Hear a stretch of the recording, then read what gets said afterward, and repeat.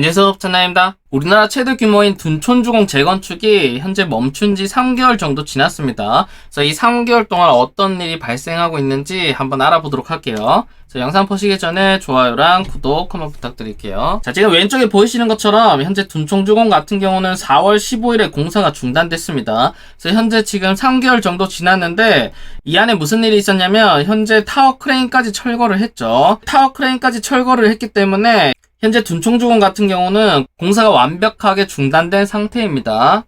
그래서 공사가 중단된 이유로는 분양가 상한제, 공사비 증액, 그다음 계약 해지나 여러가지 대출이자 문제, 여러가지 문제점들이 포함되어 있죠. 자, 근데 여러분들 아시다시피 지금 가장 중요한 거는 뭐냐면 아파트를 짓는 게 먼저입니다. 아까 보신 그러한 문제점들은 솔직히 아파트를 짓고 나서 나중에 이제 금액적으로 서로 협의를 해나가면 되는 문제인데 현재는 가장 중요한 이 아파트 짓는 게 가장 큰 문제인 거죠. 그래서 현재 지금 4월 15일 이후로 3개월 정도 지났는데 이 3개월 동안 어떻게 진행되고 있는지 주요 쟁점 사항이 어떤 게 있는지 한번 확인해 보도록 할게요. 자, 첫 번째는 현 집행부 해임권인데 어쨌든 공사가 중단된 이유는 이 조합에 있는 조합장이랑 이 시공사 간에 문제가 있기 때문에 이제 시공사가 공사를 중단을 한 거죠. 그래서 어쨌든 책임은 전부 다 여기 있기 때문에 현재 둔촌주공 조합정상위원회라는 모임이 새로 형성된 것 같아요. 그래서 지금 여기서 해임 발의 요건인 전체 조합원의 10분의 1, 즉 620명 이상이 이미 동의를 했다고 합니다. 그래서 현재 발의를 했다고 하는데 일정도 8월 중에는 해임을 한다고 얘기를 하긴 하는데 실제로 이게 이루어질지는 지켜봐야 될 것 같아요. 왜냐하면 조합장을 해임을 하려면 필요한 조건이 뭐냐면 조합원 과반이 참석을 해야 되고 거기 참석자의 과반이 찬성을 해야 하므로 이게 실제로 해임되는 거는 쉽지 않아 보입니다. 그래서 이것도 한번 지켜보시면 될 것 같고, 자, 그 다음 두 번째는 7천억 사업비 대출의 연장 불가입니다. 현재 둔촌주공 같은 경우는 농협 등 24개 금융사로 구성된 둔촌주공 재건축 사업 대주단에서 7천억 규모의 사업비 대출을 받은 상태죠. 자, 근데 이 사업비 대출을 어떻게 받았냐면 바로 시공사 연대 보증을 통해서 같이 받았습니다. 그렇기 때문에 만약 은행에서 이거를 연장을 못 해준다 라고 얘기를 한다면 우선 첫 번째로 이 7천억을 조합에서 갚아야겠죠. 근데 만약 조합에서 못 갚는다 라고 했을 때는 현재 시공사에서 연대 보증을 했기 때문에 우선 시공사에서 먼저 7천억을 갚습니다. 갚고 난 뒤에 어떻게 하냐면 이 시공사는 이 조합에다가 구상권 청구를 하겠죠. 내가 7천억을 대신 갚았으니까 너가 7천억을 내라 라고 해서 실제로 갚지 못하게 되면 현재 조합 같은 경우는 파산을 하게 되고 파산을 함에 따라 이 사업 자체가 통으로 경매가 나올 수가 있는 아주 큰 문제였던 거죠. 그래서 현재 대주단은 7천억의 사업비 대출 연장을 불가하다라고 말을 했고 만약 이거를 갚기 위해서는 6,000명 정도의 조합원들이 있기 때문에 지금 1인당 1억 원씩 부담을 해야 됩니다. 그래서 대출을 못 갚을 시 시공단이 대입 변제 후 조합의 구상권 청구를 하는 시나리오가 흘러갈 건데 자, 지금 오늘 나온 뉴스 기사인데 뉴스 기사를 한번 보시면 정말 다행히도 둔촌주공 조합이 사업비 대출 8천억 원을 확정 지었다고 하네요. 그러니까 어디서 지금 돈을 다시 끌어온 거죠. 그래서 어떻게 보면 최악의 상황을 면했는데 자, 기존 대출을 상환할 수 있다고 합니다. 그래서 뉴스 기사 내용을 한번 보시면 4달 만기에 앞둔 사업비 대출을 갚기 위해서 8천억 원의 규모의 추가 대출을 받기로 했다라고 밝혔다고 하죠. 그래서 여기 안에 내용도 보시면 현재 상황이 그렇게 좋은 상황이 아니기 때문에 유리한 대출 조건으로 실행을 어려웠다라고 하는 거 보니까 어쨌든 금리는 조금 높아 보입니다. 자, 근데 제가 생각했을 때는 굳이 이거를 이렇게 어렵게 돌아갈 필요가 있나 라고 생각이 드는 게 그냥 지금 시공단이랑 원만하게 협의를 하면 대출 연장을 해준다라고 했었습니다. 즉 지금 시공단이랑 협의만 잘 됐으면 굳이 이렇게 힘들게 대출을 받지 않아도 됐던 거죠. 자, 근데 지금 시공단 협의랑 별도로 지금 다른 곳에서 이렇게 자금을 끌어왔다는 거는 현재 조합도 많은 준비를 하고 있다라는 거를 얘기해 주는 거겠죠. 그래서 어쨌든 8월 총회 때 이거를 얘기할 예정이라고 하니까 최악의 상황은 막은 것 같습니다. 자, 그 다음 세 번째는 뭐냐면 조합 스스로 중재를 결렬했다라는 기사가 있는데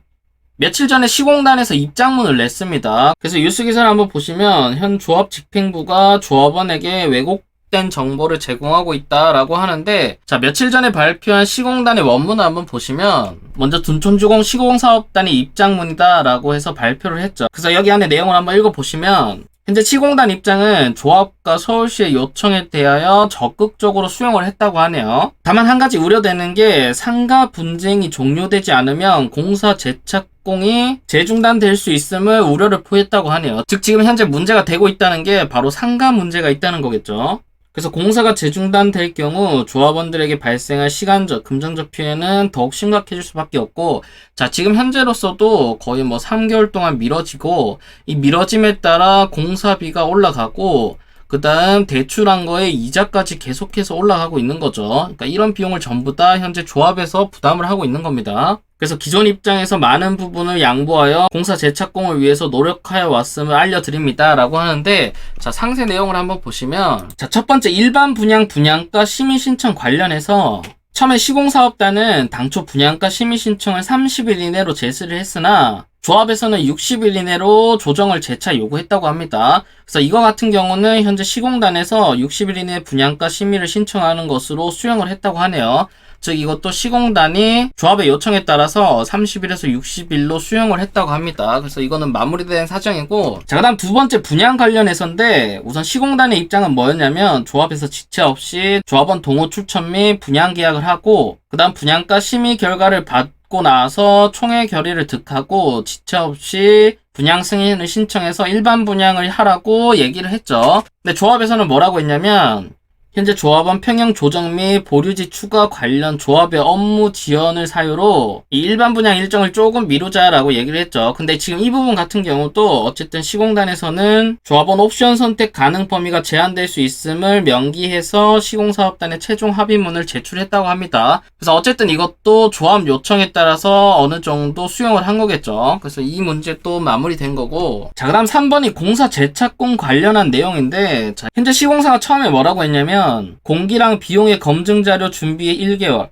그 다음 검증하는데 1개월, 그 다음 총회 승인 1개월 해서 총 3개월인 현실적인 기간을 제시를 했었죠. 그래서 최대한 빠르게 2.5개월 이내에 직원이랑 협력사 재동원해서 자재랑 장비 준비해서 어쨌든 공사에 들어가겠다라고 먼저 얘기를 했답니다. 근데 여기서 또 뭐라고 했냐면 이제 서울시랑 조합이 한 달만 좀 더 단축하자 해서 원래 3개월에서 2개월로 단축하자는 이 조합의 의견을 시공사업단은 적극 수용을 했다고 하네요. 즉 결론적으로 3개월로 얘기한 공사 재착공 기간을 2개월까지 단축을 했다고 합니다. 그래서 이거를 시공단에서는 수용을 했고요. 그러면 이렇게 해서 끝나면 되는 건데, 지금 여기서 조합이 뭐라고 했냐면, 조합 및 자문위원은 서울시의 중간 발표에 대해 합의문 날인 후 공사 재착공까지 8에서 9개월이 소요된다라는 사실과 다른 왜곡된 정보를 조합원에게 안내를 했다고 합니다.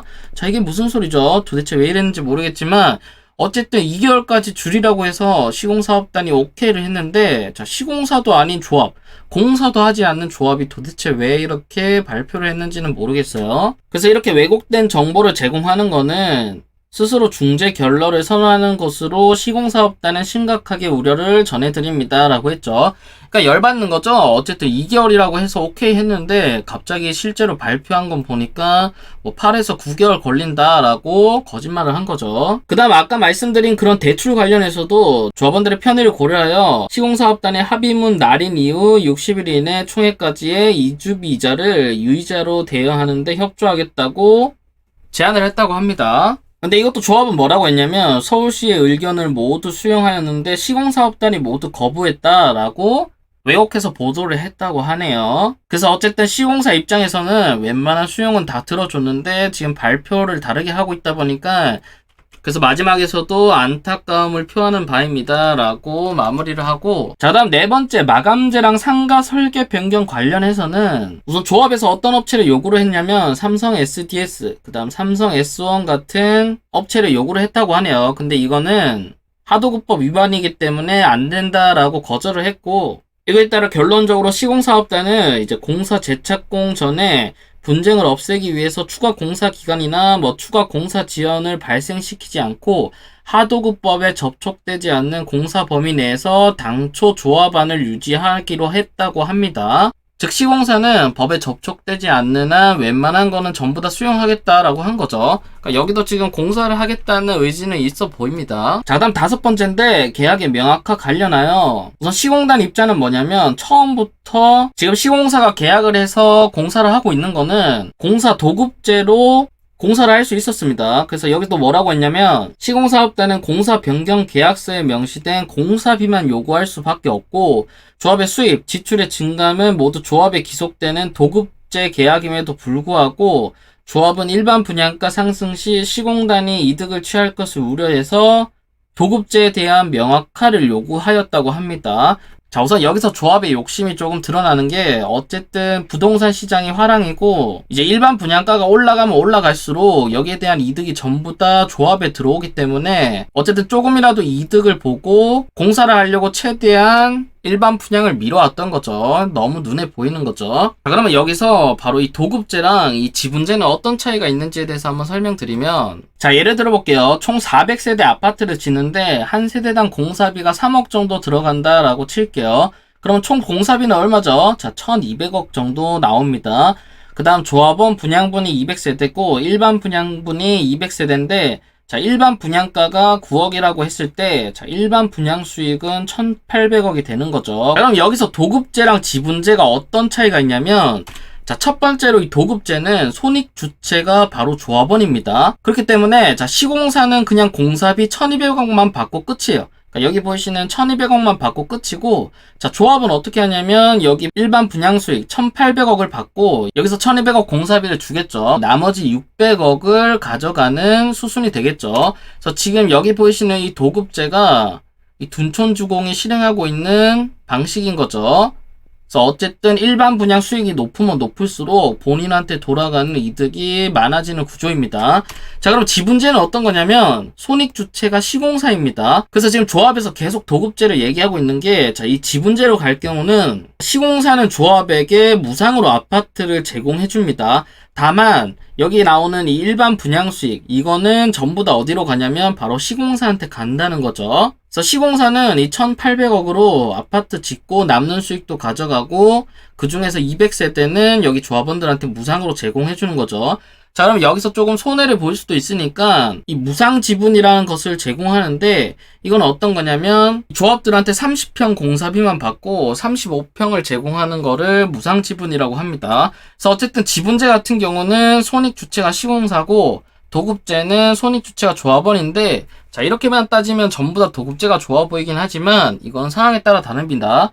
자, 만약 미분양이 나서 이 단지가 엄청나게 손해를 본다라고 했을 때는 어떤 게 좋냐면 당연히 지분제가 좋겠죠. 왜냐하면 그 손해도 전부 다 시공사가 가져가기 때문에 조합원들은 무상으로 아파트를 받고 그냥 끝내면 되는 거죠. 다만 반대로 부동산 경기가 좋아서 일반 분양 수익이 엄청나게 많이 날 때는 당연히 도급제가 좋겠죠.